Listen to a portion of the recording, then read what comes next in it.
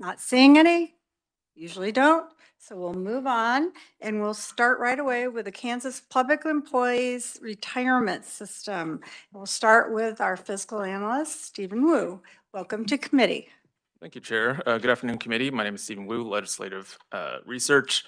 I'm going to be speaking on the budget summary for the Kansas Public Employees Retirement System.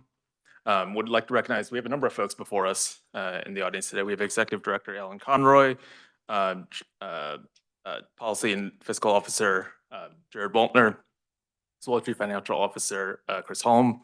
In addition, we have the State Treasurer who sits on the board of Capers, excuse me. So just want a quick recap on the Capers budget. The budget before you represents the cost of operating and administrating the Capers system.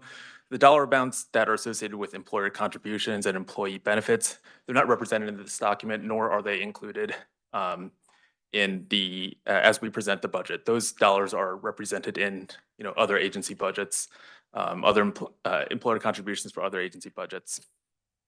So just for a quick roadmap, first I'm going to talk briefly on funding sources. Second, I'm going to talk about some typical expenses with Capers, and last I'll talk about some notable changes in 26 and 27. I'm going to breeze through this fairly quickly. A lot of this information is identical to last year. The main funding sources and cost drivers for the agency haven't changed very significantly. So would be happy to elaborate on any of that, but otherwise I'm going to move pretty quickly. So just a note on funding sources, the primary fund for the Capers operations is the trust fund. It finances most of their operational expenditures. Of the trust funds, over $30 billion in assets, about 70 to 80 million is used for their primary operations. Now, if we want to talk about some typical expenses for the agency, they roughly fall into 4 categories. The first are employer contributions and benefits. These make up a significant portion of the budget. And like I mentioned, we don't include these. These aren't represented in our budget documents. The second are investment management and consultant fees. These are fees paid to fund managers and consultants. They're based on the size of the portfolio. So as the trust fund does better, so too do these expenses rise. Third is the modernization of the pension administration system. This committee has heard me talk about this before. Capers is at the beginning of that process, so you'll see some expenditures related to that in their budget. And last are just miscellaneous general operations. These are just operating costs that across its various programs.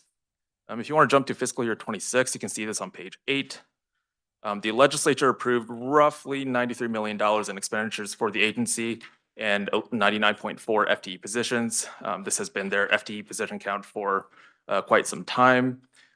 When the agency submitted its budget request, the request totaled about 93.7 million. FTE count was about 99.4, same as what was approved. The agency request is a little bit more than what the legislature approved, a little over 625,000. And this is largely due to item 2 on the list, the pension administration system and modernization of that.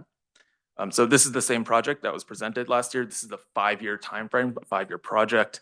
The total cost is about a little under $75 million. We're currently in, if you turn to page 9, there is a roadmap for the project overall. It started with planning and setup. We're now in the implementation phase, which makes up the largest portion of the project. Just with the Department of Administration, and they were a little worried about the fact that it's not, they just got a whole new switch put in for the main building a week ago. And he didn't look very happy that he's having problems with it. So, excuse me. All right, no worries.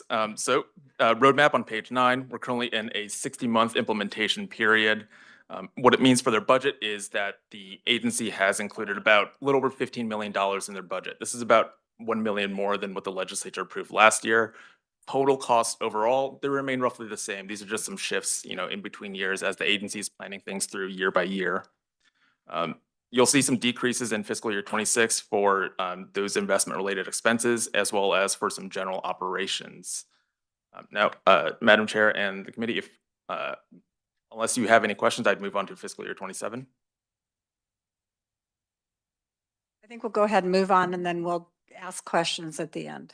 Thank you. Great. So if you'll turn to page 11, this is the fiscal year 27 analysis for capers, comparing against the amount that the 2025 legislature approved for fiscal year 26. We'll see a bit more of an increase, about little over $6.3 million from what was approved for 26. And this is largely due to the continuation of that pension administration system modernization. Relative to that approved amount, it increases about a little over $4.2 million. Again, total costs remain the same. These are just changes in between years. And because we're comparing against the approved amount for 26, it appears like a larger increase. But the total cost of the project is still remains at roughly $75 million. You also see some increases for investment-related expenses, that's item 2, as well as some increases for general operations spread across its programs, that's item 3. Now, unless the committee has any further questions, would be happy to answer any. Otherwise, I would turn it over to the agency for some remarks. Yes, Representative Riley. Thank you, Madam Chair. So Stephen, I know that there's a biannual, triennial independent audit that they need to do. I don't see that reflected anywhere. Is that broken down in the contractual money, or where's that at? Yeah, so you will see that represented in their, any costs that are associated with it. I believe it is in the administration program. But it's baked in there. I don't call it out specifically because that is just part of their general operations. The costs for those don't change very significantly from cycle to cycle. Madam Chair. Yes. So I'm assuming that we'll get some information from the director a little bit about their amount of funds that they've raised over the last couple of years. But I see in statute, I remember, I think this was page, trying to find the page again, but the page on the percentages of payroll for like the education program and education employees and for the state employees. How, explain again how that seems to change every year. What was that in statute? How was that calculated? So Of how much employees matching and all that information? Yep. So what you're looking for is on page 7. I have some details in there on the contribution amounts. Second paragraph. For the full answer, I'm going to turn over the agency for that. I will say that for the purposes of our budget documents, as there are changes, those are occasionally broken out into fiscal year, converted from calendar year to fiscal year, and we write that into for example, the appropriations bill if we need a mid-cycle fix. But otherwise, it's determined by the board, and it's determined by the board. Would turn it over to the agency for the full answer. So that's not decided by appropriations. When you say by statute, it says state and they are set in statute. Yes. What is that? How do they determine that number? Determine the employer contribution amount? Yes, or percentage. Because it changes every year. So That might be an answer for the revisor. okay. You can Or the look director. that up for us while we're here, and then he can get that answer. Okay. Representative Melton. Thank you, Madam Chair. I have 2 questions. On page 5, repair and servicing, can you just explain what that is? It seems like a lot. And also equipment and furniture, I noticed what they're budgeting moving forward. Are they like getting a new computer? I mean, would that be a computer system or what would that be? So you're looking at repair and servicing as well as, let's see, the other was equipment and parts. One's under contractual services on page 5 and the other one's capital outlay on page 5. Oh, I see. The lion's share of those is due to the modernization project. As they ramp it up, you'll see those costs represented there.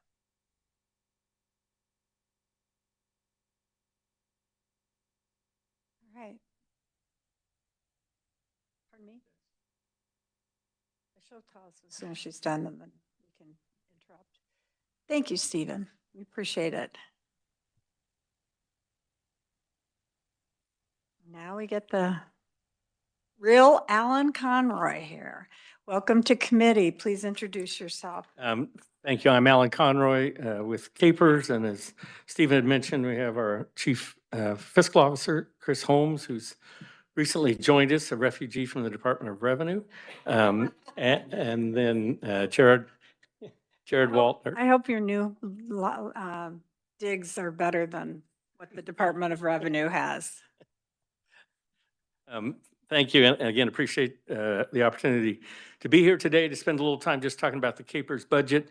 I'm going to talk a little bit about kind of the overview, a little bit about the agency and who we serve and funding. And then Chris is going to talk more about the actual kind of nuts and bolts of the budget. But certainly if you have questions for any three of us, certainly be glad to try to respond to Could you those. tell us where your office is, please? Yes, we're at 611 South Kansas Avenue. It used to be a IBM building back in the day, and then IBM, it was built by a developer who I'm sure thought they had the golden tenet of IBM. And IBM was there and was using the whole building. And then, of course, IBM changed its sort of plan of operations and they left. And so anyway, one thing led to another and Capers purchased that building. It is on it's a Capers investment. So it's in our real estate portfolio is that Capers building, but 611 South Kansas Avenue. Thank you. I'm glad whenever to respond to questions or if we want to wait on the employer contributions or I can just I guess push on with my presentation. Representative Hubert. Thank you, Madam Chair. Where are we at right now as far as liability? I mean, I know it's been getting a lot better, but That's right. The funded ratio, which is assets to liabilities. Right now, we're at, we've held steady and we get a actuarial valuation every year. And the whole systems, we're right at about 75%. Some of you may remember about 12 years ago, or a little bit longer ago than that, back in 2012, was sort of the dark days of Capers funding. The school system, that funded ratio, assets to liability was down to 49%, which is way past the sort of the red flags Red going zone. up, the red lights are shining, and somebody better do something, because if you ever would get in a big downturn in the investment market, then that funded ratio goes down. At some point, you wouldn't be able to sort of invest your way out of that funded ratio. So we're about 75% holding steady. I think we've got some good news, and I think that'll continue to improve. And I think we'll be at 80% by around 2030, and that's a big hurdle to be over.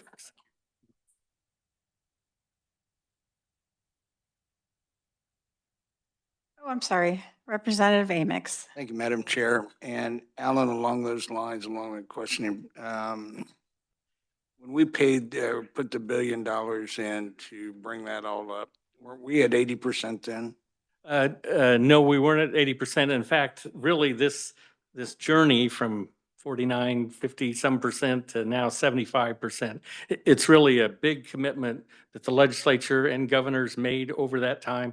There were sale of pension obligation bonds that the states sold, paying the debt service on. We got the proceeds. There were some direct appropriations into Capers just to help that funding. And now probably the biggest key though to funding is for now 7, 8 years, depending on how you count it, that required employer contribution is being paid. So whatever is needed to be paid by the employers, state, school, locals, that is being paid. And before that, there were 25 years where the actuary would say, you need to contribute here. And for 25 years, because of budgetary constraints, it was paid down here. That difference didn't go away. It rolled to that unfunded liability. And the overall unfunded liability still for the total system is about $10 billion. So we still got a ways to go, but we're making progress and we're, I think, on solid funding. And particularly, I think it's credit to the legislature for stepping up and making those contributions to kind of right the ship of Capers. We were able to use a lot of COVID funds to help pop you back up, and that was money well spent. Thank you, Madam Chair. I'll just go on then. I think you've got the testimony here, but just in kind of, again, just about the background, there's 3 large there's three systems within the system: the police and fire retirement system, the judges retirement system, and then the regular CAPERS system. The regular CAPERS system has a school side, so local school employees, and then the non-school side, which would be state, county, most cities. City of Wichita is large enough to have their own retirement system. But community colleges, townships, drainage districts on down the list. We have over 1,500 employers that participate into CAPERS. The membership now, we have over 350,000 members, about 155,000 active members, and over half of those are in that CAPERS 3 system, which is a cash balance plan. It was created in 2015. It started in 2015, and that was part of the plan of the legislature to kind of reduce those out-year expenditures or obligations on the system. We have over 118,000 retired members, and about 77,000 inactive. So people who have left public service but have some credit with CAPERS, and then at some point, either they're going to come back or they could withdraw it. Just on the active members on the CAPERS, over half of the CAPERS members now belong to CAPERS 3, which is again that cash balance plan. It's about 56%. And just to give you a couple things to shoot for, we know our oldest active CAPERS member is 92. So if you're thinking about setting the record, hanging in with your current positions, 92 is the current threshold you'd have to beat. We do know it happens to be a school employee. We happen to know it's a female employee, and we don't keep track of positions, but more than likely, we're thinking this person probably works in the cafeteria of a school. So My mother lived to 93 and she had my father's 3M retirement money every day, every month. And she said, I bet they just are waiting for me to die. And she just doesn't do it. And then when she did, they grabbed back the rest of the month that she didn't know wasn't owed. So, yeah.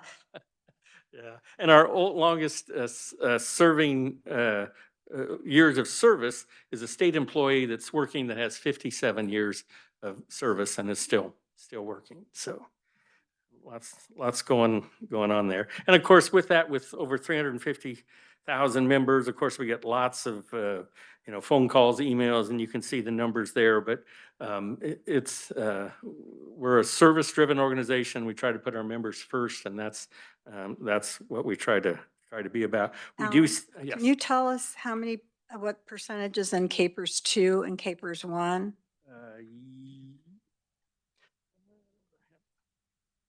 Got that.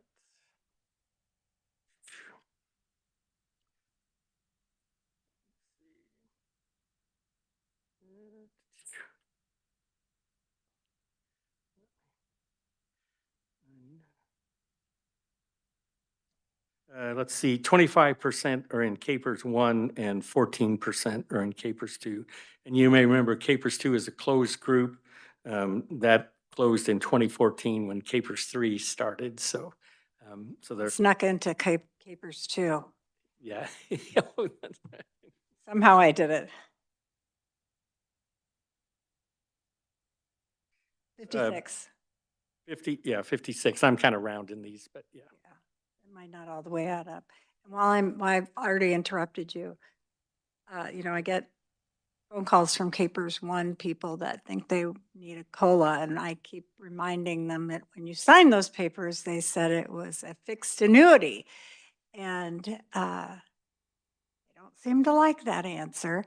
How many times have we actually done a COLA for them? It's been, the last one was in 1998. Well, actually, it was 2008. But the person to get the COLA at that time had to have been retired 10 years. So anybody that's retired since 1998 has not received an adjustment in their CAPERS retirement benefit. Okay. Just one that you know of. You just know of one COLA. Just since that time, that's right. That's the only one. Anything prior to that? Yes, there was, in fact, and maybe particularly in the Just trying to figure seventies, out eighties, and why, nineties, it was almost annually or every other year, particularly at the time, if the Capers investments did well, then the decision start kind of calling, time was, oh, let's share some of that increased earnings with a cost of living adjustment. Okay, all right. Thank you. I'll Yep. keep going, sorry. And just, I mean, we send out 1.4 million retirement benefits and about $2.3 billion a year in those benefits. And just the funding sources, and I don't want to take all your time here, but just in terms of the money comes from the trust fund. So those employer contributions, those employee contributions, and the investment earnings all go into that trust fund. And I always say, if there's a true lockbox in state government funding, it's the Capers Trust Fund. Nobody, because of IRS, federal law, state law, trust fund law, nobody can reach in and take money out of the trust fund except to pay promise benefits. Now, during those 25 years, the spigot was tightened down some, so not as much was going in, but once it got in, nobody can take it out. And we do have a Capers 457 plan, which is an optional deferred comp plan, separate trust fund, over $1 billion, all employee money. And that's, and we have about 500 employers that have also signed up to participate in that. About half the money, I'm sorry. How does that benefit someone to have chosen the deferred compensation? Right, so they're still in Capers 1, 2, or 3, so they're in that basic Capers plan. And if they want to save additionally towards their retirement, this is another avenue, and there's tax advantages for them to do that. So it'd be like, kind of like a 401k kind of plan. So half comes from the Capers Trust Fund on the investment side. About a third comes from employer contributions, and then the balance comes from member contributions. And on the investment side, and of course, as I always say, what goes up is eventually going to probably come down, but we have had a tremendous positive run in terms of Capers investments, and you probably, even in your own investments, you've probably seen that. The trust fund has grown over $3 billion with a B in just the last 12 months. And add a little bit to that if you go back a few more months. Our return for calendar year 2025 is right at, I think, 13.44%. So a good, and we're a diversified fund, you know, again, trying to anticipate that. So we have about half in US equities, which is stocks, about half in international equities, and then the other in bonds, debt, real estate, on down the list, private equity, all of that. So the portfolio is diversified to handle those ups and downs as they come. And so, anyway, I could keep talking, but I think maybe I'll stop there Okay. and let, if you're ready to switch gears on the operating budget, Chris has a few comments on that. In terms of the diversity, I know that a few years ago, I believe we passed something to say that you needed to divest from Chinese entities, and how's that gone? That's right. It's worked well. There was a divestiture from China, Cuba, Iran, countries of concern, Countries I of think they're concern, called. I should say, not That's just right. And pick on one. that's been implemented. We have withdrawn, well, not that we had a lot in, some of them none, but particularly China, there were some. And so we've divested of those on the public side. I think the law permitted, if there were some private equity investments there, we could leave that there until it was time, until that opportunity came out, and we'd withdraw. Okay. We're fully compliant with that law. Representative Melton. Thank you, Madam Chair. I have a question. So on all three Capers 1, 2, and 3, are those all just paid monthly? There's no options to receive them twice a month or monthly? That is correct. Okay, thank you. Representative Amix. Thank you, Madam Chair. And just real quick, Alan, you're talking about the investment return assumption. I noticed for 27, you're looking at 7%. Yes. And 25, it was actually over 13. What was the assumption in 25? Yeah, it is set by the board in conjunction, work with our actuary and all that, and our investment consultant, but that assumed rate over time is that it'll be 7%. And it clearly, last year we beat it at over 13%. Some years, we got a table, it didn't quite work out that way, but over the long haul, and we're a long-term institutional investor, I think if you look back 20 years, we're just a little bit above that 7%. Thank you. Thank you, Madam Chair. Mhm. Representative Riley. Thank you, Madam Chair. So Ellen, 99.35 FTEs. So after the 5 years of modernization comes in, are you looking at cutting 10 FTEs? What is it going to look like? That's right, and we may not have the full answer for that, but there are some temporary people we've hired, and the assumption is when the project's done, that those would go away as well, because they'd, be no longer needed, because they're involved in particularly the development of the new system. And that's our intent, that they would not be switched to full-time permanent. They would be. We'd appreciate their service and we'd wish them well in a new endeavor. We'll move on then. Okay.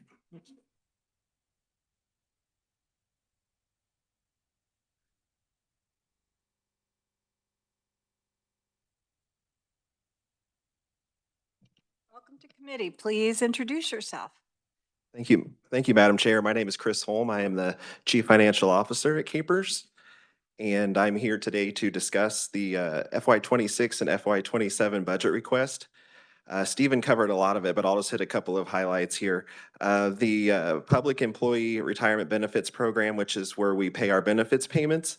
They are our monthly payments, partial lump sum payments, death benefits, and that estimated total for FY26 is about 2.5 billion and 2.7 billion in FY27. This level will cover our estimated benefit payments, and like Stephen mentioned also, that these are considered off budget, so they're technically not included in our budget. They are in the whole budget, but not in our expenditures. In the investment related expenses, those are utilized for our investment management fees, which are a direct correlation of the assets in the trust fund. So as investment returns go up, also the management fees go up as well. So when they do go up, that's a good thing. For FY26, our total fees are estimated to be about 53.8 million, and in FY27, 54.7 million. One thing I will note is in FY26, the total investment fees are estimated to be about 0.17% of the total assets in the trust fund, and then 0.16% in FY27. Our administration program provides oversight and management for both the retirement and non-retirement programs administered by Capers. We're requesting 38.3 million for FY26 and 43 million for FY27 in our operating budget, and the governor's budget includes the funding level requested. The recommended level of funding for FY27 represents about 1.6% of the benefits paid to our members and 0.14% of our total assets managed by the system. We operate with 99.35 FTE positions, and the Board of Trustees has the authority to create positions as needed in either the classified or unclassified service, depending on the requirements of the system. And then finally, I will talk about our pension administration modernization project. The estimated expenditures are 15.1 million in fiscal year 26 and 18.4 million in fiscal year 27 as the project ramps up over the next 18 months or so as we start to complete our iterations. In FY25, as you know, Capers successfully launched our CAPS project, which is our modernization project, and we have several different work streams under this umbrella. Our software partner, Tegrit, we've been working with them for 11 different iterations, as we call them, or components of the system. And each one of those iterations includes design, development, and testing. We've completed the first iteration and are in development and testing on the second iteration and are in design currently on the third. Of the additional work streams that are related to the CAPS project, we have an organizational change management stream, which is a team that we've created to help design and communicate with both members and also employers as well. They advise on our activities, and we also have a change ambassador team that brings frontline concerns to the attention of the OCM team, and this is valuable as we work through the design and development phases. The employer reporting rollout team, they work with the employee or employer reporting panel, which is comprised of representative employers. And what we do is we reach out to them and meet with them regularly to advise them kind of where we're at in the development phase and seek their input and advice. The employer reporting rollout team is also planning some training, communication, and testing as well. Another big and important component of the modernization project is data cleansing. So that's taking all of the information that's currently in the KIT system, which is the current system, and moving that over to the CAPS system. And we're working on that migration as well. Plus, we also are working with several external stakeholders, third-party vendors like payroll providers for our employers, also different agencies within the state like the Treasurer's Office, the Department of Administration, and the Board of Regents as well, as we're working through the design and development phase to get their input as well. So that's just some quick highlights of our budget and what we have going on with our modernization project, and I'd be happy to stand for any questions. Are there any questions? Representative Riley. Thank you, Madam Chair. On the last part on the modernization, so give me some background information without passing on security of what Capers is doing during that process to make sure that that data is not being stolen or jammed up or anything. What kind of people do you have on staff that are controlling people taking your data? Yeah, we have a Chief Information Security Officer at the agency, and we also are working with our consultants and other stakeholders as well. And of course, security is of utmost importance, and so we take that very seriously and are keeping a tight eye on that every step of the way. Are there any other questions? Thank you. All right, thank you. Next, we have another iteration coming. Is that it? Oh, is that it for today? Okay. All right. Well, thank you very much for being here. And the reviser has an answer for us. Thank you, Madam Chair. This is Jesse with the Reviser of Statutes Office. So on page 7 of the budget summary, it has footnote 3, which references KSA 744920. That is also the same statute that sets the employer contributions and guides the board on that. As far as how it's calculated, yeah, I think Alan could help us out. I personally don't know any CAPER statutes that well to provide that answer. Okay. Well, maybe you can look that up for us too, unless you do know it. If I may, just real quick, we have an actuarial valuation every year, and that looks at all kinds of things in terms of, you know, how long people are staying, what's the mortality, what's the service, we look at the investment return, and all these different parts of that annual valuation goes into setting that employer contribution rate. So it fluctuates each year based on the experience the prior year. And it's actually trails a little bit, but and then the board sets the employer contribution. Wonderful. Representative Riley. Thank you, Madam Chair. But that's exactly what could change that timeline of that unfunded liability. And so somebody is twisting the screw one way or another to adjust that, which will also control how much money you have as funds, which will also control how much money you can make on those funds. So Is that the treasurer's department? Who is determining, who's doing that crunching? Is that in your? It'd be that our actuary does that calculation for the board, and it's a thick report, and there's standards that they have to comply with, but it looks at all those experiences, again, longevity, salary increases, on down the list, to get, and again, it does fluctuate each year because it's pointed towards what does that employer contribution have to be made to extinguish that outstanding unfunded actuarial liability. So it fluctuates every year. Madam Chair, you adjust that 0.1%, and you are millions of dollars difference. And so that department has a lot of power of how quickly that's going to be returned.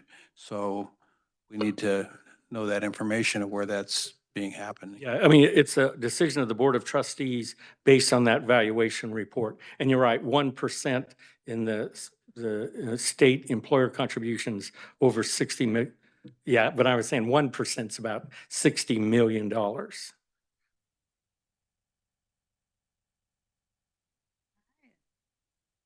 right, thank you, Alan. Thank you all for coming over. And are there any further questions or anything else that anyone wants to ask before they run away from us? All right. Okay, well, then we will move on to the Office of the Treasurer, and we'll hear from Jacob Gillespie from KLRD. Introduce yourself, please.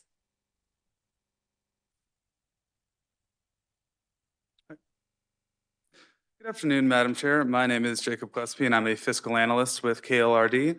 In front of you, you will have a document that looks like the standard budget summary, just tailored to the Office of the State Treasurer.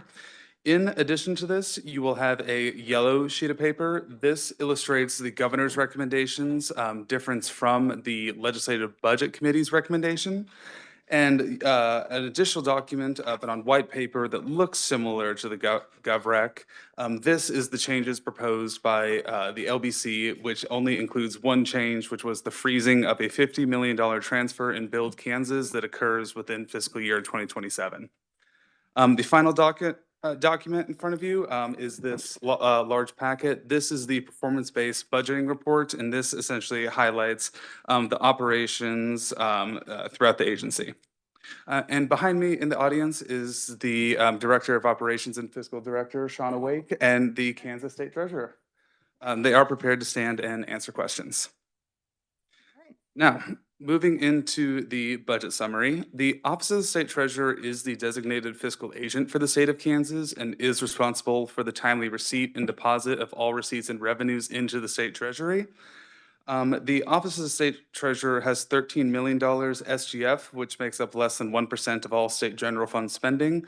And the Office of the State Treasurer's entire budget is $150 million, which incorporates 1% of spending. If you will turn to page 2 of the document, you will see the 10-year expenditure history of the agency. There are some very large peaks and valleys listed here, especially under all funds. Most of this is related to the Build Kansas program, but a large distribution of these numbers are related to other grant transfers within the agency that essentially pass through and are distributed to various programs throughout the state. This chart is not reflective of the administrative cost of the agency. It is the net total of administration costs and the pass-through funds of the distribution of grants and funds such as Build Kansas that the agency oversees. If you will turn to page 3, this also presents this information, expenditures by major purpose, just in greater detail. If you'll notice, capital budget and debt remains as a solid flat line indicating 0 at the bottom. State operations, which is related to the administrative costs of the agency, is the darker blue line at the bottom and remains fairly consistent with a small increase in fiscal years 2024 to 2025. The other charts, such as state aid, once again, it's the spiking green line, and then other assistance, which similar to state aid is related to various funds of grant expenditures. On page 4, this presents a greater in-depth look at this information as well. And then turning to page 5, this highlights expenditures by classification. If you'll notice that state aid makes up 73% of the agency's budget. 21.1% is related to claims, and then negligible percents are attributed to capital budget and debt. Turning to page 6, this highlights expenditures and FTE by programs. 82.4% of expenditures within the program by program are related to the administrative costs of the agency. And then, 0.5% is related to bond services, 0.6 is related to cash management, 0.8 education assistance, and 15.8% is related to unclaimed property. Continuing into FTEs by program, 17.6% of FTEs are in the administration division, 23% are in bond services, 15.1 in cash management, 9.3 in education assistance, and 34.3 in unclaimed property. If you will turn to page 7, this gives the 3-year fiscal year history of the Build Kansas Matching Grant Fund. In fiscal year 2023, the legislature authorized the Build Kansas Matching Grant Fund to be administered by the state treasurer. Funds are transferred from the state general fund to this fund for the purpose of providing local match funding for entities in Kansas that qualify for and are approved for funding under the Federal Infrastructure and Jobs Act. If you will look at this table, it presents the beginning balance of the fund, revenue, expenditures, and then the ending balance of the fund in fiscal years 2024 through 2027. And if you will turn to page 8, this begins our analysis of fiscal year 2026. From SB 125, the 2025 legislature approved the Office of the State Treasurer for $49 million in expenditures with 40 FTE positions. The agency is not requesting any reappropriations, nor are they requesting any supplemental requests or FTE increases. Moving down to line item 2 in the table, which is explained in greater detail on line item 2 on page 8, the agency is requesting an increase in expenditures of $98.2 million for Build Kansas. To clarify, this is not essentially one set expenditure of what the agency is requesting. They're requesting to spend up to $98.2 million out of the Build Kansas Matching Grant Fund. There is a list of grants compiled by the agency, or sorry, not a list, a series of grants compiled by the agency where they are beginning the process of distribution and approval. And while the end total actual expenditures might not equal this amount, they are requesting to spend the remaining balance in the Build Kansas Grant Fund. Under line item 3 in the table, also line item 3 on the page, the agency is requesting increased expenditures of $1.1 million related to STAR bonds. This is all from the STAR Bonds Food Sales Tax Replacement Fund for fiscal year 2026. These funds will be provided to cities and counties across 7 STAR bond districts to hold STAR bond holders harmless from the elimination of the food sales tax increase each year. On line item 4 in the table, which is explained in greater detail on line item 4 on page 9, is $950,000 for unclaimed property. The agency's revised estimate includes this increase as due to an anticipated increase in unclaimed property claims in fiscal year 2026. Transfers to pay claims totaled $21.4 million in fiscal year 2025, and the agency estimates that unclaimed property claims will increase to $21.7 million in fiscal year 2026 and 2027. Under line item 5, there's also an increase of $122,000, all special revenue funds for higher contractual service expenditures. This is primarily attributable to the increased spending on advertising programs, particularly to advertise for education cost savings. It totals $102,000. And under line item 6, the agency revised estimate includes an increase of $118,000 for higher salaries and wage expenditures. This increase is primarily attributable to funding allocated to previously approved but unfunded FTE positions. Once again, the agency is not asking for any new FTE positions. This is still within their approved amount. So that they're looking at funding those positions as well as the hiring of interns and other temporary staff for the agency. If you will turn to page 10 of the budget summary, this begins the analysis of fiscal year 2027. The agency does feature an approved amount within this fiscal year and at 49 million, and once again, 40 FTE positions with no enhancement requests.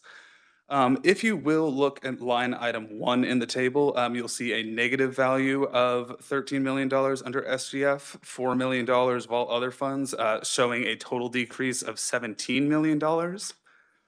This is related to a one-time adjustment that was previously approved by the 2025 legislature, but the agency is still awaiting SGF and other funds to be reappropriated into this fiscal year. While it shows there is a decrease, it is currently just not budgeted for the agency, and they are awaiting that transfer of funding for an approved expenditure.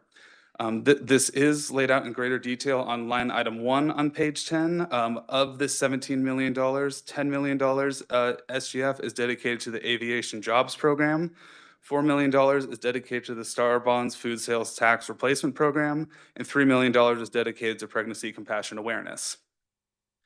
Moving to line item 2 is, my apologies, there's a typo in the table. On line item 3 in the table and line item 2 on the itemized list on page 10, the agency is requesting a transfer of $50 million in the Build Kansas Grant Fund. Once again, this is a fund that the agency facilitates and not $50 million floating. However, this transfer was frozen by the LBC. On line item 4, under unclaimed property, the agency request includes an increase of $930,000. This is once again attributable to an increased estimate for unclaimed property of $21.7 million in fiscal year 2027. Under line item 5, the agency requests an increase of $158,000 for increased contractual services. This is once again attributable to increased marketing budget. And under the final line item, the agency requests an increase of $151,000. This is once again attributable to funding allocated for previously approved but unfunded FTE positions, as well as the hiring of interns and other temporary staff. That concludes the analysis of the Office of the State Treasurer. I'm happy to stand for questions. Previously approved but unfunded FTE. How many unfunded, how many positions are open in the treasurer's office? I don't have that with me. Madam Chair, one moment.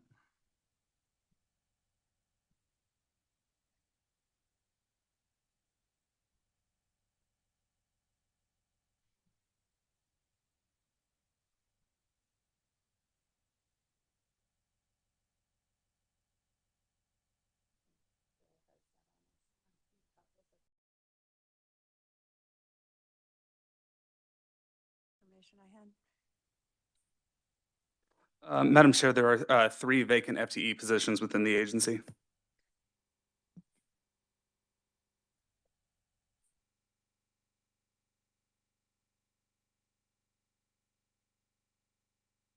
All right, does anyone have a question for Jacob? Representative Van Houten. Thank you, Madam Chair. So I'm just trying to wrap my head around the Build Kansas. So this year it's 98 million, next year 50 million. Can you explain the Build Kansas matching grant fund, what that does and how money goes? Yes, Madam Chair. If you will turn to page 7 of the document, this is a table dedicated showing the transfers and amounts of the Build Kansas Fund. So the Build Kansas Fund totals in fiscal year 2024, it was a $50 million transfer state general fund into the fund. And then there were no expenditures within that fiscal year. And then it continued with another $55 million transfer into fiscal year 2025. If you look at the table under the column fiscal year 2025 actual, going down to revenue and then total amount available, there was $105 million in the Build Kansas Matching Grant Fund. Expenditures out of the fund that year, which you'll see were related to administration of the fund as well as some distribution of grant funding. So there were salaries and wages, contractual services, commodities, capital outlay, and then aid to locals, which was the distribution of the grants, which totaled the $6.7 million. The end total result was the $98.3 million, which the agency is currently requesting to spend. That ending balance is then carried to the beginning balance of fiscal year 2026. Representative, that it was funding under the Federal Infrastructure Investment and Jobs Act. And we can ask the treasurer what exactly that entailed that, so. Anything else? Representative Riley. Thank you, Madam Chair, and maybe this will be a question for the treasurer, but do we have any facts on the drill down of the amount of those dollars that have been spent since this program started that have gone to the counties outside of the top 10 counties? So how much of this is going to rural Kansas rather than being in the top 10 counties of all this building going on? Do we have that anywhere? Madam Chair, for fiscal year 2026, I have a breakdown of the cities within Kansas that are currently awaiting or have undergone approval. As for the history of the previous distribution of grants and a breakdown of rural versus urban areas, that is something I would have to speak to the agency to compile and retrieve, but I do have the list for the current year in front of me. All right. I forgot what I was going to say. Oh, the advisor told me that this Build Kansas Fund ends in 2028, as of 2028. So we really have only one more year since we're getting to the end of fiscal year 26. All right, thank you, Jacob. And I think, Mr. Treasurer, can you come on down? Let's see if the price is right. Welcome to committee. Please introduce yourself. I'm Stephen Johnson, the state treasurer, and I'm fortunate to also have Shauna Wake with me, our director of operations. Great. So, and I'm glad to be here and address questions that you have. I'm glad to go deeper on some of those programs to the extent that it is useful. Each of those that you had a chance to talk about are generally funds that we operate at the direction of the legislature. So the Build Kansas Committee would make a decision on which projects to fund, and it is done through that Build Kansas Committee, and we are the entity that executes that. But to that end, exactly where it is, we can certainly find that information for you, but we operate that at the direction. So some of the other larger things that you'll see in our budget that moves through is the well, we had more dollars, about 25 million in the water arbitrage funds. And those are funds that we reinvest to earn money. But again, it's just assets that are held for other purposes that we are glad to get to manage for the state. As you break it down to our operating budget, that's a little bit smaller. The one area that we would have more direct influence over is the unclaimed property section. That is one that we do operate and use our judgment to best determine what we can do and what we can best do to get those dollars returned. But glad to stand for questions as you would have them. Representative Hubert. Thank you, Madam Chair. Welcome as a former member of the Steve Caucus. I'm glad to let you know that Steve Brunk is back. So, you know, we're still in there and you're still being well represented. So, hey, I didn't flip through all of this, but I know on some of the reports we've had, there's been a list of frequently asked questions. Is that a part of, it's in here? Okay. What pages, do you know where that's at in here? Okay, thank you.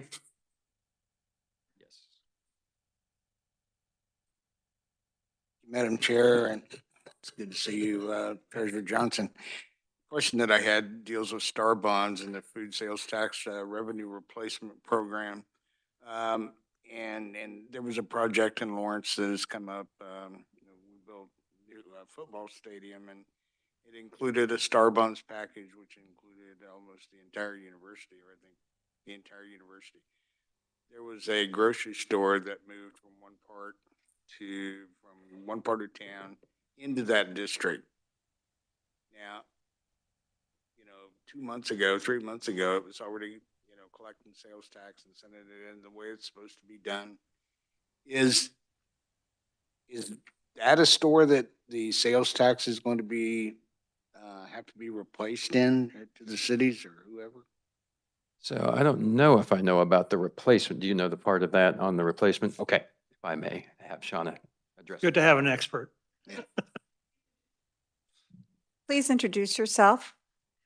Thank you, Madam Chair, members of the committee. My name is Shauna Wake, and I am the Director of Operations and Fiscal Services in the Treasurer's Office. I don't have a final answer because I'm not in the lawmaking area there, but in discussions about the food sales tax replacement fund, they had determined that only existing projects were going to be included in that, but future projects or future agreements would not be. So unless there were any changes in the negotiations, that it would not be included. All right. Thank you, Madam Chair. Okay. May I really quick? Yes, please. Sorry, I kind of attacked you all with some documentation there. The packet that you have begins with a one-pager on our agency and then just our brief budget overview and then jumps into those frequently asked questions. Followed by that is our budget narrative that was submitted by our agency to the Division of Budget, in case that information is helpful. And that list of Build Kansas grants that that Jacob had mentioned is in that packet as well. The grants that are listed there are grants that have been approved at the federal level and we have fully executed agreements on file for, so those are moving forwards for payments. Okay. Representative Riley. Thank you, Madam Chair. First of all, I just want to thank the department for this document. It is very thorough, even line by line item. Great document. Thank you very much. Well, I can tell you, anyone who has ever been on the tax committee with Chair Stephen Johnson would know that he's not going to give you just a little bit. He's going to give you everything. So I'm very aware of it, and he's very good about answering questions too. So it brings us to the point, in my memory, when we originally talked about how much money this changing of the, taking off the food sales tax, that number originally was around $500 million. Now we're seeing 1.1 million, and all of a sudden now it's up to $4 million. What is the big jump of why we're going there? And is there any way that this committee or this body can have any control over that?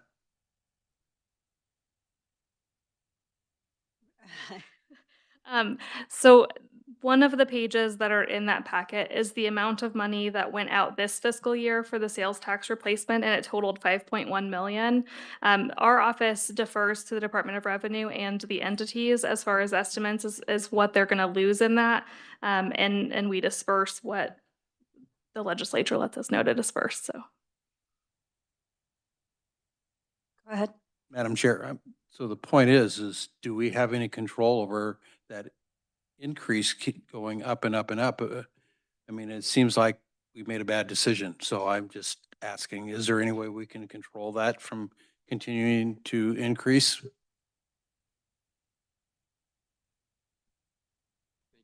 Question is, as the actual realized numbers appear to be different from what was in that fiscal note and where we might exercise control, we would not be a great help in that.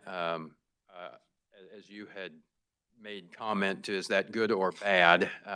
Those are the challenges that you're wrestling with all of the time.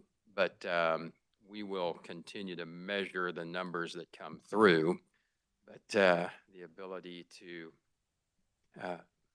influence is going to come back to the tax committee and others to address how those policies will work and to question us on our fiscal notes as best possible to try and get those assumptions. There are a lot of assumptions that go into fiscal notes, whether they're from our office or wherever. And those are really critical for you to be able to make a good decision that you have to live with the next year and 2 years later when the actual numbers come in. I have a question. Does someone else have one? Okay.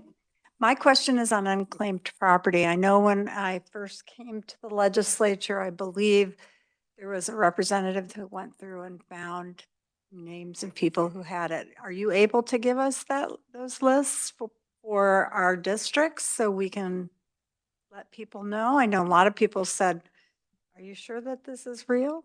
I guess I'm sure.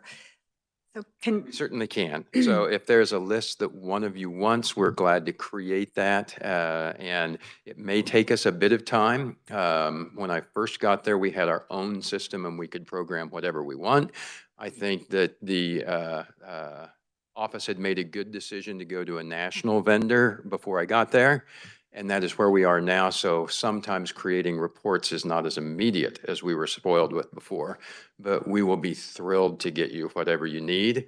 We know that some of the folks in the legislature had worked to cross-check our lists with the bad address information that we typically have, which lends to the unclaimed property with voter rolls, which is interestingly enough data we are not allowed to access. But running that check together sometimes helped fine-tune efforts to reach people who could be a good touch in your own districts to say, you got money, here's all you need to do to get the process started. So glad to support you with that. okay. Well, what I will ask you for is for this committee to get it. And then I'm sorry if I've opened Pandora's box because other representatives will say, where'd you get that? How did you get that? And we went straight to the source. So we will welcome that and we will work with LAS and others to find an acceptable way to share the data with you that's safe within your protocols. And with those pieces, we'll look forward to delivering that to the members of this committee. Thank you for asking. Thank you. And I'm going to slip you something. I keep meaning to call your office and I saw that we were talking to you. So I have a grandson who has a 529 account and my mother started it. So we have no idea. So I have his social security number on there. Do you need more than that?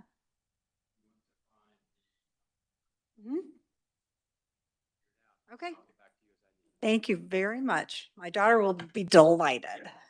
And as another question with 529 plans, can people use them for elementary schools that the children are going to, high schools, anywhere there? So great questions. The uses continue to expand with 529 plans. Right now, they are eligible for K-12 tuition. It is not available for other expenses K-12. It is very flexible then Just for. on tuition. Correct, Okay. at the K-12 level.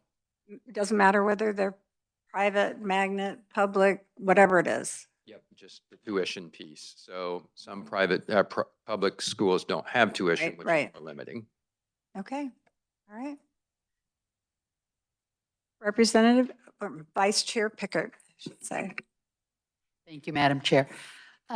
This might be a good opportunity to mention the ABLE account because a lot of people probably don't know about that.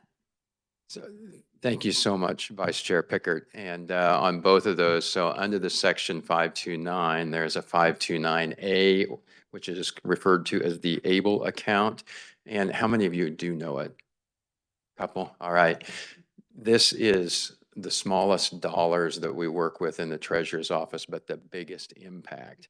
For many people with a disability, they are not able to have very much money that they can hold or they lose their federal benefits. Specifically, that can be $2,000 for those depending on SSI. It makes it impossible for them to plan for a dental emergency or heaven, if someone could actually plan to buy a car or something as actual financial planning. The ABLE account is one of the ways. There are some special needs trusts and other things that can be created with a lot of strings, but it's a very simple account that allows them to collect money, accrue it in the same way. If they have earnings, they do come out tax-free to purpose and they're tax deferred within the account as they are in a 529 for education. The purposes are very broad. It can be transportation, education, housing, and the list goes on. It's shorter to say what doesn't qualify. but it is life-changing financially for those individuals.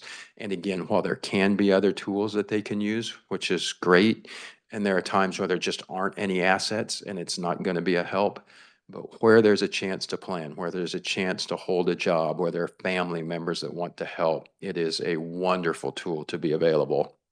And we look forward to any opportunity to share that information.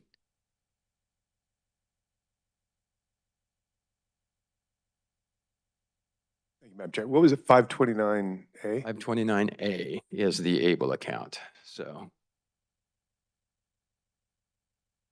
And if I may, Madam Chair, you can find information on those on our website. Go to savings programs after you go to treasurer. So the first one is unclaimed property, but then savings programs goes into all of those details, or just give us a call.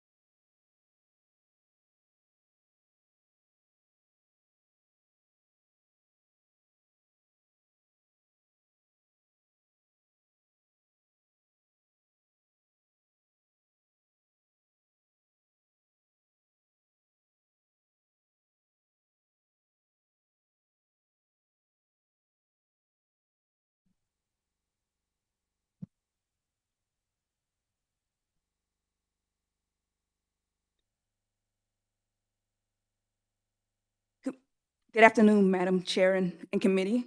And today I'll be presenting the budget for the Office of the Secretary of State. And I'm going to note that Assistant Secretary of State Jennifer Cook will also be testifying. To begin with, you have several pieces of paper in front of you. One of the long papers are the legal size papers is the PPB, the performance-based budgets, and that's this. There's also another long piece of paper, and that's the special committee on the state budget recommendations compared to the agency request. I'm going to note that the special committee of the state budget deleted the agency's request, part of the global motion. So that was a deletion of about $254,000, and that was for the 2-state match. And there was also a deletion of 0.5 FTE, also part of the global deletion for FTEs as well. You should also have a yellow piece of paper as in front of you, and that shows the comparison between the SBC, or the State Committee of the State Budget, against the governor's recommendation. I'm going to note for the governor's recommendation, the governor did add the half the FTE, the 0.5 FTE, but did not recommend the transfer of the transfer from the Democracy Fund. The transfer to the State General Fund to the Democracy Fund without the agency having a corresponding plan for expenditure. Make a note on that. If you could please turn your attention to the budget summary. So the agency is located in Topeka in the Docking State Office Building that's at 915 Southwest Harrison Street. And the Office of the Secretary of State 2026 revised estimate totals about $10.7 million in all fund, which represents about less than 1% of the statewide total expenditure. And the State General Fund expenditure for FY 2026 is requested at the $254,000 in SGF, and that represents less than 1% of the statewide SGF totals. If you could please turn your attention to page 2 for the budget snapshot, which this includes the 2 supplemental requests for the 2024 and 2025 election security state matches, It also reflects the expenditures for the regulation modernization software and the federal HAVA funds, the Help America Vote Act funds for counties for FY 2026 and FY 2027. And if you could please turn your attention to page 3 for the 10-year expenditure history.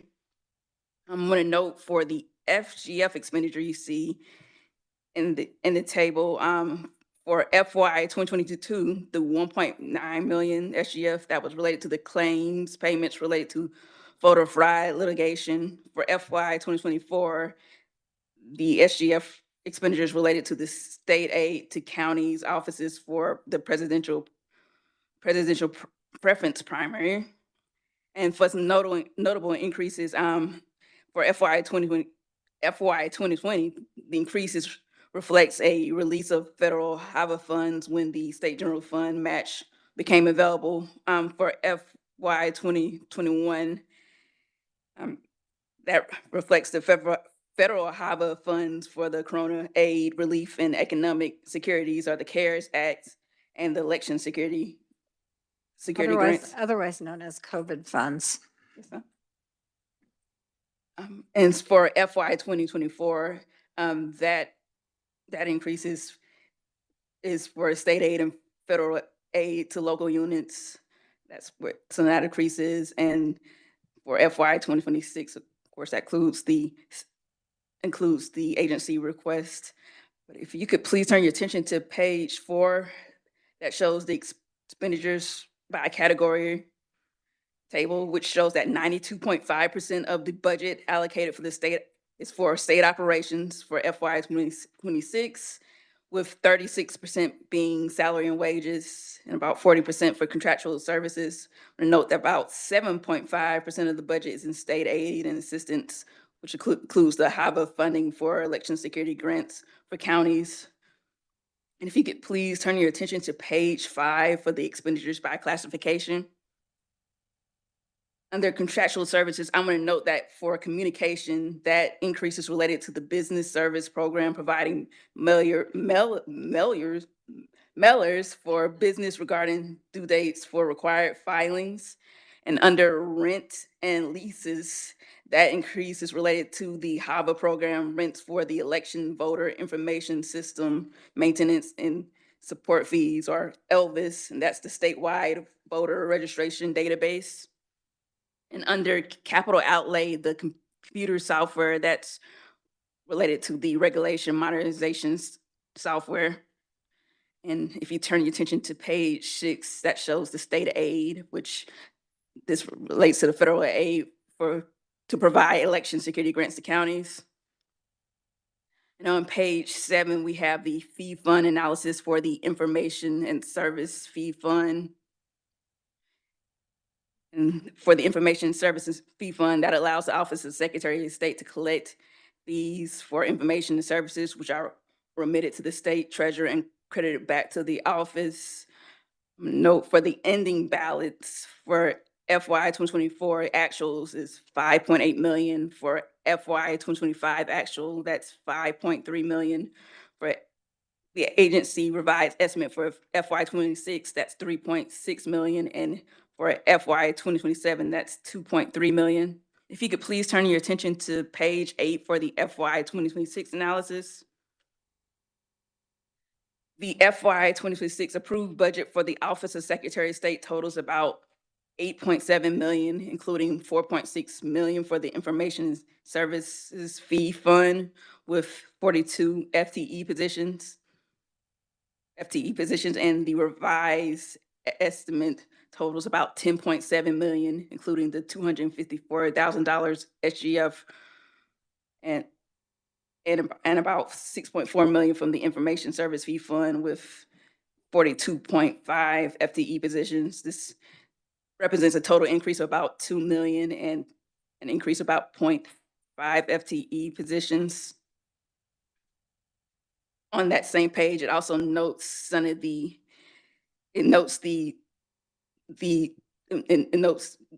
actions or the items that the legislator approved in SB 125. I want to note that the regulation modernization software funding was added for that in FY 2025, but the agency did not expend those funds due to the timing of the RFP process. Also want to note that funding for the 2024 election state matches was also approved as well. That was the $200,000, but the agency's requesting that in FY 2026 because there was not a transfer to the Democracy Fund, and also noted is the 2025 pay plan. For the supplemental request, the total supplemental request totals once again $254,000 in SGF, and this includes the two requests for the election security state matching funds. That's the 2024 election security state match. The agency revised estimate includes $200,000 for $200,000 for the in-state general funds to provide required match for the Ohio election security grant and transfer those funds to the Democracy Fund for FY 26. And once again, note that although the federal grant and matching funds were appropriated, the state match was not deposited into the required interest-bearing fund. So that's why the agency is requesting that for FY 2026. And also, there is the 2025 election security state match, which includes about $54,000 in SGF to provide required state match for the 2025 HAVA election security grant. The agency received about $272,000 in federal funding from the U.S. Election Assistance Commission, and the agency is requesting the required state match. And other changes, excluding the supplemental request, the agency revised estimate reflects an overall increase of about 1.8 million, or about 20% above the approved amount, and a net increase of about, once again, 0.5 FTE positions. I'm going to know that most of the increase, well, a good bit of the increase is related to the regulation modernization software. So the revised estimate includes about 1.5 million from the information and service fee fund for the implementation of the regulation modernization software. And then that expenditure once again falls into the capital outlay.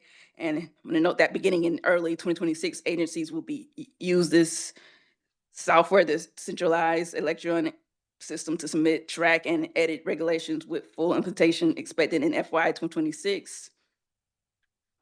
For the next item, the federal HAVA funds for counties, the agency requests also additional $300,000 in federal HAVA election security funds, bringing the total to $800,000 for grants to counties. Additionally, there's a decrease in contractual services, a decrease of about $177,000, and compared to the FY 26 approved. I'm going to note that these decreases occur primarily in the administration and HAVA programs, and are partially offset by increases in the business services and elections and legislative matters. And many of these changes reflect the completion of the system modernization projects, reduce printing and mailing and timing differences in the HAVA reimbursements. And I'm going to apologize, that's on page 10. And there's also all other adjustments, which includes an increase of about $186,000, and which includes an increase in salary and wages, and that's partly due to higher health insurance costs and employee pay adjustments. And excluding, I want to also note, excluding the regulation modernization project, other capital outlay expenditure increases included support equipment, furniture, technology related to the agency moving to the docking state office building. There's also a decrease in commodities as well. If you could please turn your attention to page 12 for the FY 2027 analysis. Once again, the FY 2026 approved budget for the Office of Secretary of State totals about 8.7 million with 42 FTE positions. The FY 2027 requests totals about 10.2 million, including 6.1 million from the Information and Services Fee Fund, with once again 42.5 FTE positions. This is about an increase of a 1.5 million or a 17.5% increase. And of course, 0.5 FTE increase. I'm going to note that the agency has no enhancement requests for FY 2027. And once again, part of that increase is related to the regulation modernization software, which once again includes 1.5 million from the Information Service Fee Fund for ongoing support and full system implementation. And once again, there's also increase for the federal HAVA funds for counties, the $300,000 increase. And also there's adjustments in the contractual services. There's about a decrease of about $407,000 compared to the FY 26 approved amount. And I'm going to note that most of these decreases occur in once again, the administration of HAVA, and reflecting completion of the system modernization projects, reduced mailing and printing, and changes in the HAVA related expenditures. And once again, there's an increase of $184,000 for all other adjustments. And this increase is related into salary wages, partly due to employee pay and higher health insurance costs. Additionally, there's changes to reflect routine staffing adjustments, and all other adjustments also include reduced commodity expenditures. And I want to note that on page 14, starting on page 14 is the fees. Okay. Lots of fees. I paid a lot of these. All right, thank you, Ariana. Is there any question for Ariana? If not, we're running out of a little bit of time. So I would move on to Assistant Secretary of State, Jennifer Cook. And I'm sorry I didn't say hello to you when I came in. I just was blinded by, the treasurer and the. Celebrities. That's right, that's right. Thank you, Madam Chair and Committee. I'm Jennifer Cook. I'm the Assistant Secretary of State. I'm happy to be here today. Ariana did a great job of covering our budget. I'll just let you know we have two staff with us, Andy Burlingham, who is our CFO, and Sandy Tompkins, who is our Deputy Assistant Secretary for Administration.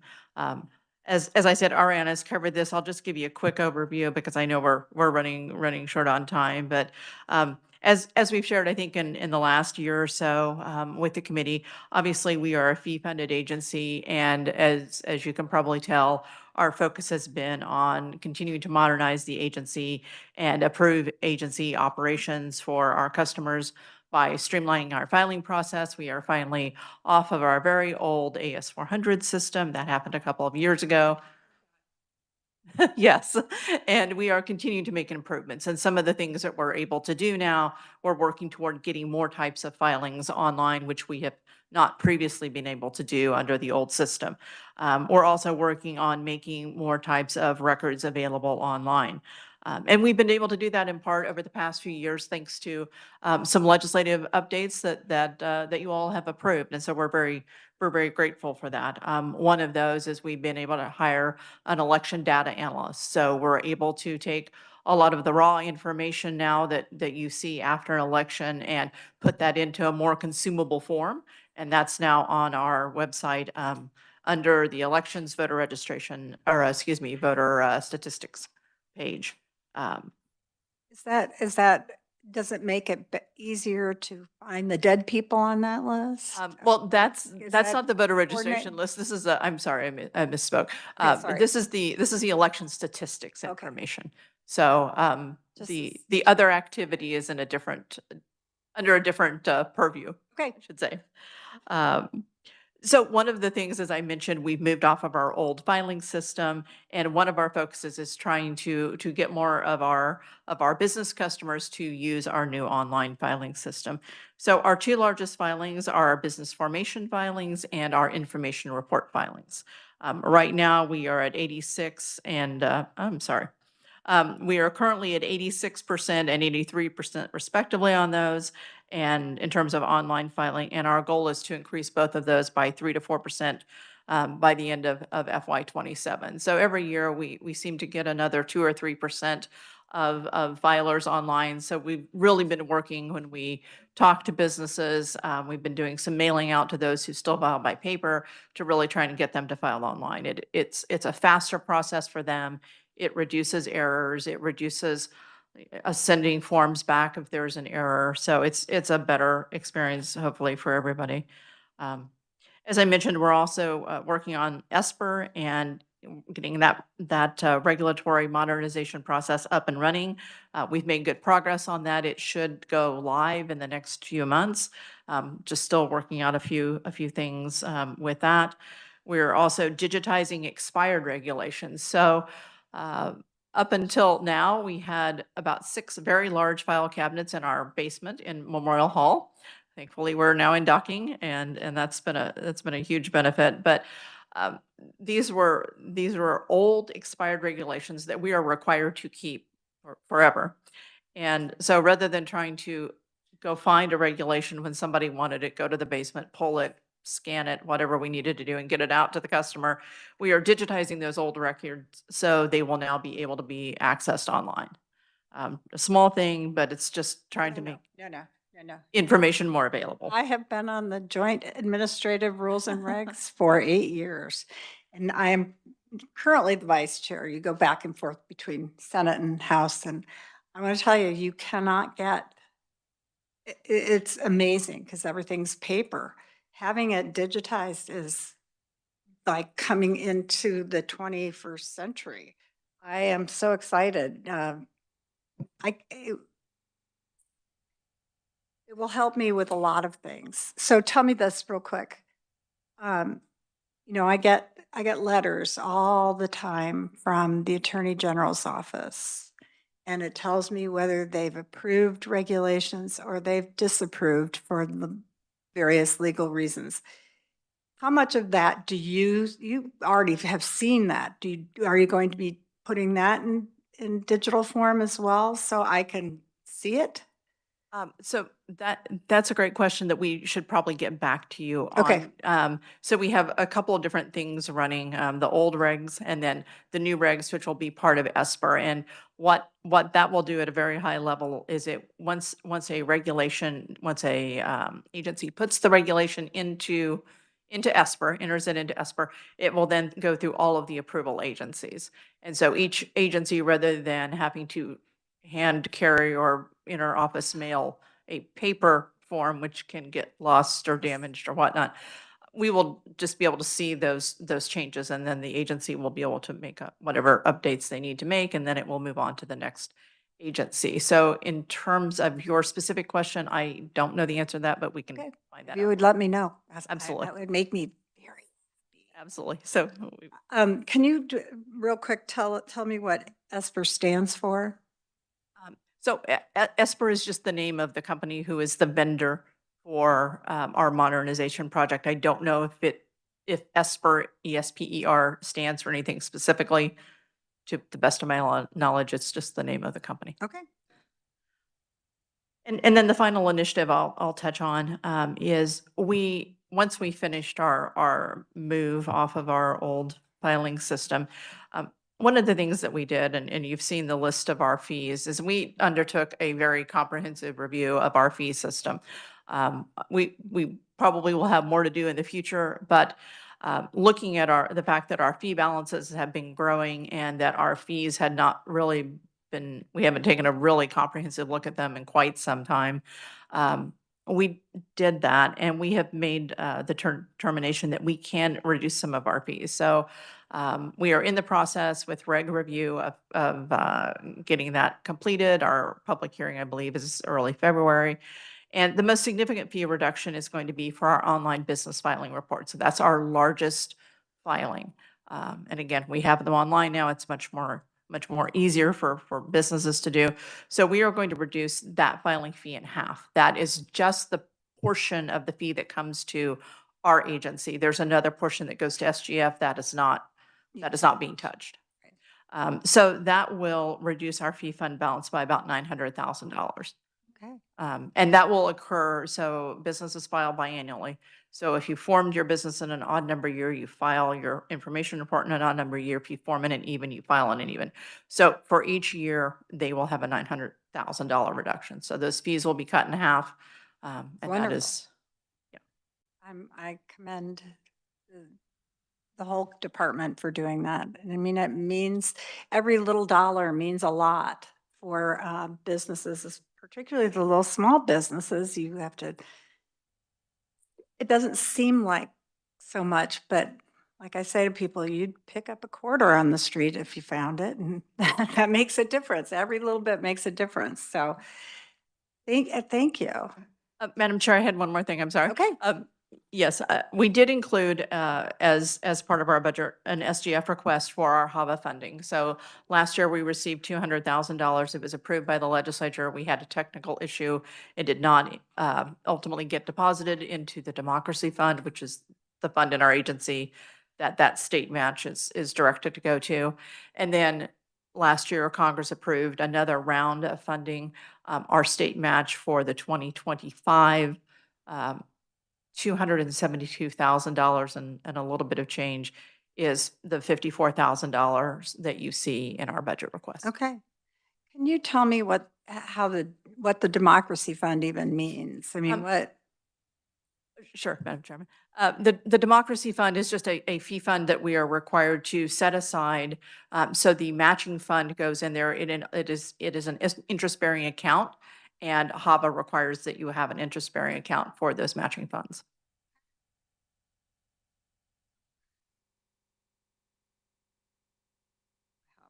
Okay. Representative Van Houten. Thank you, Madam Chair. I'm just curious about your 42 FTEs. Are those all in-house at the docking building? Are they virtual? Are they scattered across the state? How's that? They're all in-house at docking. Representative Hubert.